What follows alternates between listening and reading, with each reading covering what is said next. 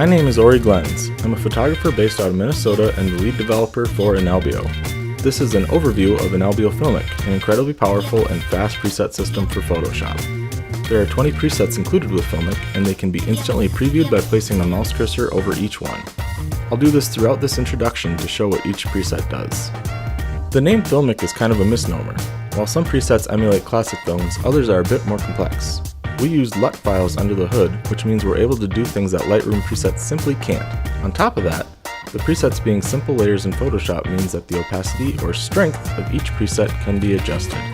They can be masked, meaning that they only affect the part of the image that you want, and they can also be combined, allowing nearly endless possibilities.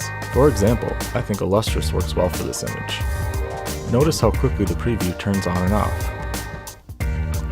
The opacity of the layer can also be increased to 75% by holding Shift while mousing over the button, and further increased by holding Control and Shift.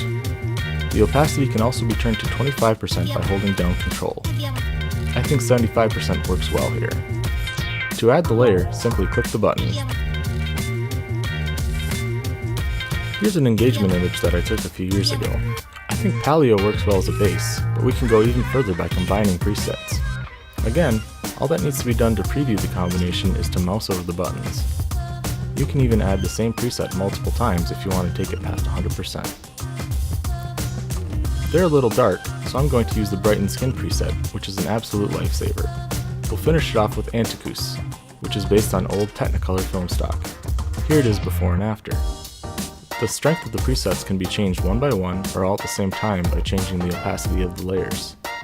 Each layer can also be turned off and on to see the effect it's having. Thank you for watching this overview.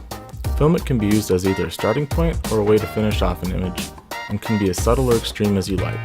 I designed it to help with my workflow, and I hope it works well for you too.